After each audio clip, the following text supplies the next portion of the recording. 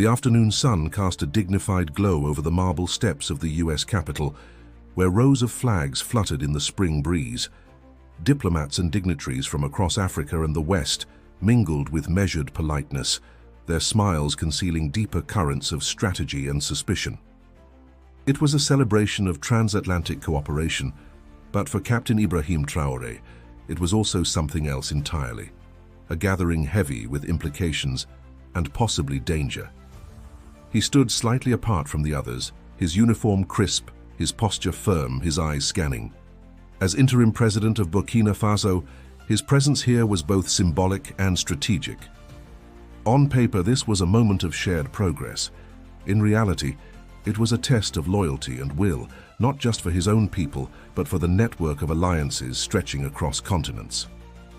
3 days earlier, Mahamadou Sana, his Minister of Security, had sent a coded communiqué from Ouagadougou. It was terse, precise, and chilling. Our coup was in motion, one designed to unfold quietly, to take control without drawing international attention until it was too late to reverse. The suspected mastermind, General René David Ouédraogo, once a trusted military mind, now exiled and bitter. Though disgraced, he had deep ties and foreign backers willing to gamble on his return. The timing of this ceremony, paired with multiple sightings of his known associates in DC, made everything feel less coincidental and more calculated. Traoré had not informed the hosts of his suspicions. In matters like this, trust was currency and risk was measured in seconds. He needed to confirm the scope of the threat himself without triggering alarms. Every handshake, every polite nod was a probe, searching for the faintest flicker of betrayal behind the smiles. A subtle tension hung in the air. Behind the elegant formalities and orchestrated speeches, whispers passed through glances, hand signals, and the brief flicker of a phone screen. Traoré's instincts sharpened. The ceremony was more than it appeared. It was a theater, and someone was scripting a tragedy behind the curtains. He adjusted his cuff, activating a tiny transmitter stitched into the fabric. "Do you see them?" he asked in low Mossi, knowing only his inner circle would understand. Mahamadou's voice responded through the earpiece, calm and assured. "Oui. 5 targets. 2 from the barracks in Zignaré, 1 disguised as embassy staff, 2 unconfirmed. Stay sharp," Traoré replied. "We need proof before we act." As the national anthems played and speeches commenced, Traoré stepped up to the podium. His presence commanded silence. Cameras flashed, capturing the face of a leader who had wrestled his country from chaos and corruption. Yet inside he was calculating each second, each word. "My brothers and sisters," he began, "we gather here not just to celebrate unity, but to defend it." His voice was calm but deliberate. Beneath his formal tone, he chose words that held hidden meanings, phrases understood only by those who had trained with him. He referenced a historical battle no one had expected him to mention. He quoted a proverb used exclusively in elite military training. Each coded line a signal, each pause a test. Across the city, those listening in knew what was happening. The message had been sent. The real mission had begun. Don't forget to subscribe to our channel for more gripping political thrillers. Beneath the chandeliers of the capital's grand hall, conversation ebbed and flowed like a gentle tide, but Traoré's focus narrowed. He wasn't here to mingle. He was watching, listening, reading every glance like a page from a coded dossier. Near the side of the room, a group of men stood too close, their words too quiet, their movements too controlled. One of them adjusted his lapel pin, a signal Traoré had seen before in military briefings. Another checked his phone with a calculated flick of the wrist. None of it screamed conspiracy, but to a trained eye, it whispered intention. From his corner, Mahamadou Sana scanned the crowd. Disguised as a cultural envoy, he carried a diplomatic smile that masked sharp awareness. He was logging faces, cataloging behavior, feeding information to an encrypted line that looped back to Traoré's inner circle. Back in Ouagadougou, operatives were listening. They had intercepted fragments, short transmissions, bursts of static, partial coordinates. The pieces were scattered, but together they formed a shape. Something was happening, not just here, but back home in tandem. The kind of coordination that only came with outside support. Sana discreetly approached Traoré, offering him a folded card beneath the guise of an invitation. "The man with the grey tie," he murmured. "He served under Ouedraogo in the Northern Regiment. Disappeared 2 years ago, no official discharge." Traoré took the card, nodded slowly, and turned back to the crowd. General René David Ouedraogo's shadow stretched long. Though his exile had been decisive, his ideology had found new ground. Seeds of resentment, watered by foreign promises, had grown into something dangerous. One of the women at the reception handed Traoré a glass of water. Her fingers trembled slightly. He caught the briefest glance exchanged between her and a man near the back wall. Unremarkable, unless you'd spent years in counterinsurgency like he had. It wasn't just paranoia, it was confirmation. Quiet cues were being exchanged in plain sight. The ceremony had become a stage for a parallel operation, and Traoré was walking its edge. He leaned in toward General Langley of the US. Africa Command exchanging pleasantries. Langley was cordial, curious yet detached, either unaware or carefully neutral. Traoré couldn't decide which. "You've drawn a powerful crowd," Traoré said casually. Langley smiled. "Unity takes effort. Some prefer shortcuts." There was a weight behind that comment, a test perhaps. Traoré didn't respond. Instead, he turned toward the rear balcony, where a pair of security staff observed the room. One wore a badge that had been decommissioned 3 months ago. The details were stacking. Disguises, movements, recycled credentials. This wasn't a network of amateurs. It was a choreographed plan. And Traoré knew that if they were willing to operate so openly here, their confidence came from something much larger. He retreated to a quiet alcove where Sana joined him moments later. The security minister pulled a small device from his pocket, displaying fragments of decoded messages. Among the phrases stood one unmistakable instruction: initiate during external distraction. Authority to be neutralized. "This isn't about disruption," Sana said. "They want total control. Permanent." Traoré's eyes darkened. Then they're counting on hesitation. For a moment, silence reigned. Outside, the sounds of the city carried on.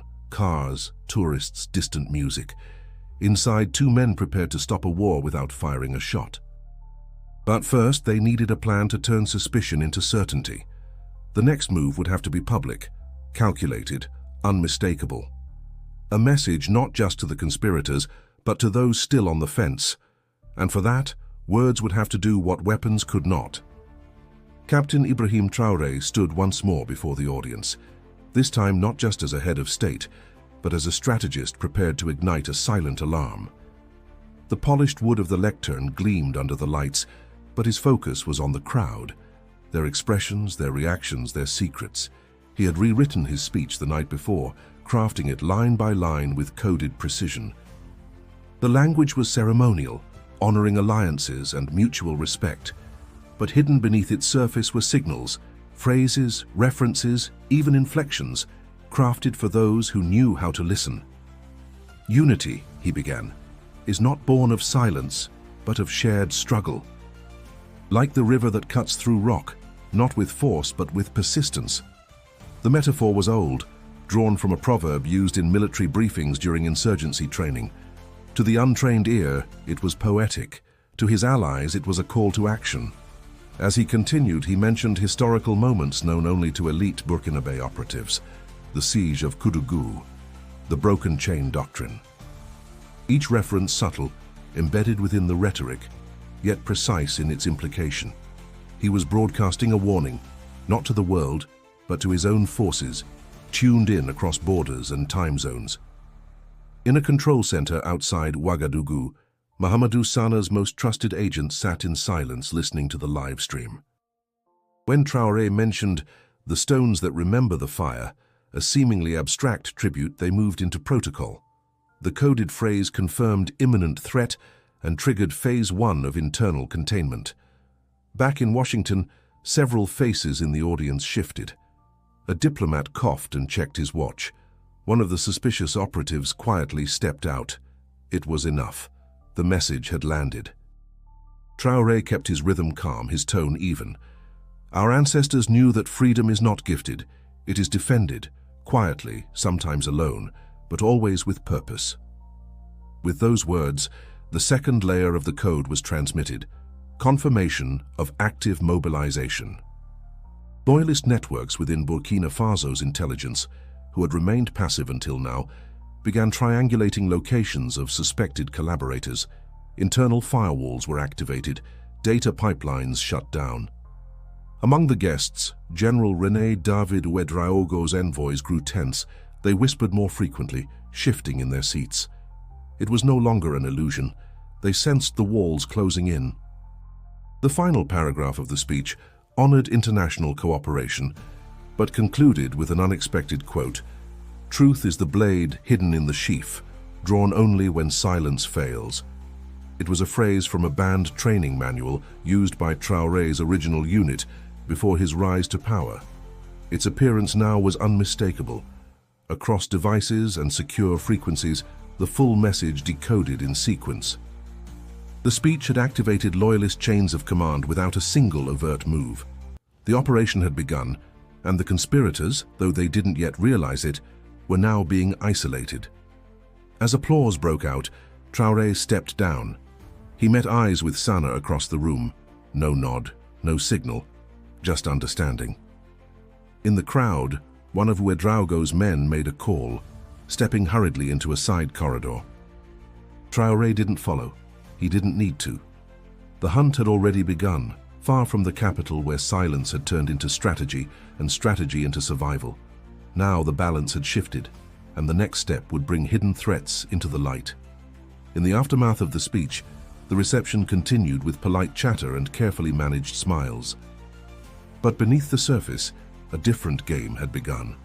Traoré moved with controlled precision, no longer just observing, now closing in. The coded message had done its work. Loyalists were in motion, and the conspirators were suddenly, unmistakably exposed. He arranged for a discreet meeting in one of the capital's diplomatic chambers. It was not an official summons, more of a quiet invitation to discuss regional security. General Langley accepted without hesitation. Two other key figures, both flagged by Sana's team, were escorted in under pretense of consultation.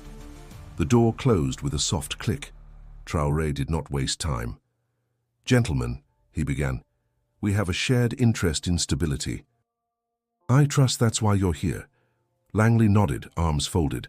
The two other men, one Burkinabe national in a consultant's suit, the other a defense attaché, remained still, but their eyes betrayed unease. Mahamadou Sana entered with a digital tablet in hand. Without preamble, he placed it on the table and pressed play. A sequence of intercepted messages appeared. Coded transmissions, movement orders, embedded signals between contacts in Ouagadougou and foreign intermediaries. Dates, names, bank transfers. It was overwhelming in its clarity. "This is a fabrication," the defense attaché snapped. Sana didn't flinch. "Then explain your voice on this clip." He tapped again. A recording played. The attaché's voice giving instructions to delay reinforcements at a key military base. He went silent. Traoré turned to the Burkinabe consultant. "And you," he said evenly, "served under General Ouédraogo. You disappeared from record 3 years ago, resurfaced in the last 6 months. Care to share where?" The man said nothing, but the truth had already stepped into the room. Langley remained still for a long moment. Then he spoke. "This operation," he said slowly, "if allowed to continue, would destabilize not just Burkina Faso, but half the region. It undermines everything we claim to support." Traoré looked him in the eye. "Then you know why we acted. Neutrality is not an option when silence enables treason."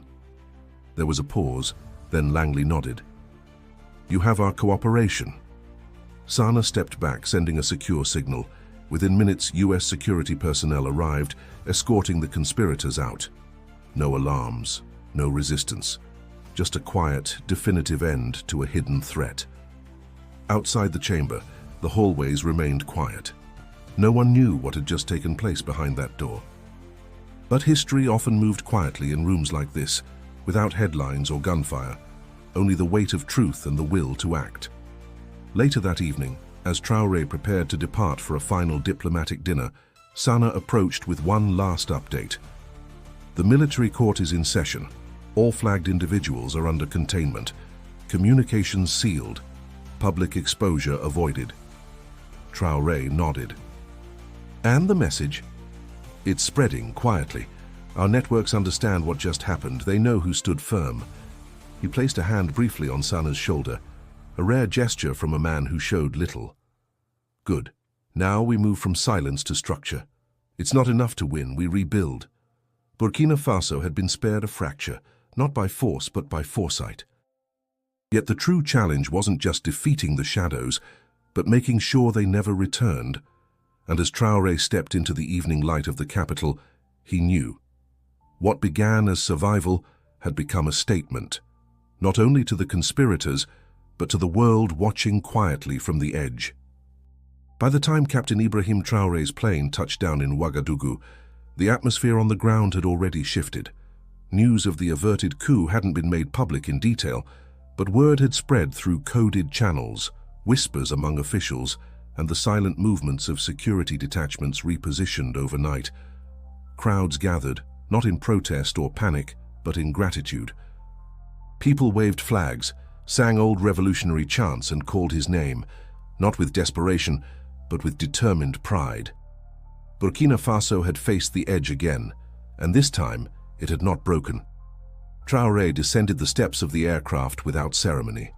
No parade, no speech, just a brief nod to those waiting and a direct route to the war room. There, Mahamadou Sana was already at work.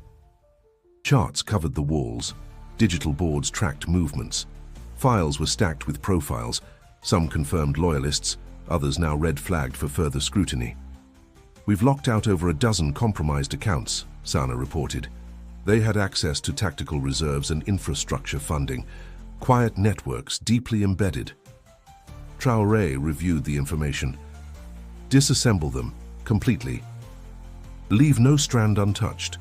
The coup had failed, but the structure enabling it had to be dismantled piece by piece. It wasn't just about this attempt, it was about erasing the possibility of the next. Within days, a series of reforms were announced. Intelligence divisions were restructured under direct civilian oversight. Foreign intermediaries with vague financial ties were expelled. A new digital firewall was deployed, one capable of tracing and isolating anomalies within seconds. And a renewed doctrine, crafted jointly by Traoré and Sana, was distributed across the armed forces. It was titled simply, Unity Through Vigilance.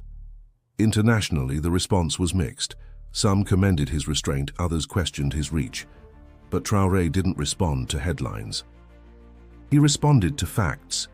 And the fact was this: his people were safer, his institutions held, and the enemies of the Republic now operated in fear, not ambition.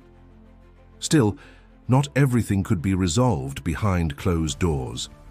Traoré held a national address days later, not to boast but to explain.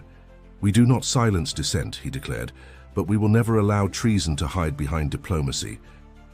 This nation will never again be ruled by shadow or deceit. The words resonated, not just in Burkina Faso, but across the continent, where leaders watched with wary eyes and citizens listened with hope. For many, Traoré's response represented something rare: strength without tyranny, precision without spectacle. Later that night, he stood alone on the terrace of the presidential residence, the city lights flickering like embers below. He thought of the ceremony in Washington, the speech, the signals, the unspoken war waged in whispers and glances, and of how close it all had come to collapse. Sana joined him briefly, holding a tablet with the latest intelligence. Still no signs of resurgence, he said.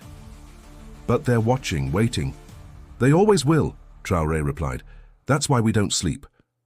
He turned, looking out into the dark horizon, not with fear, but with the burden of understanding. Peace was not a condition. It was a discipline. As the capital settled into the calm of night, one final message was prepared, broadcast across secure channels, encrypted and precise. A reminder to allies and enemies alike: Burkina Faso stood, and would continue to stand, not through speeches or slogans, but through the clarity of purpose and the courage to act. If you enjoyed this story, subscribe to our channel and click on the suggested video to explore more tales of political intrigue.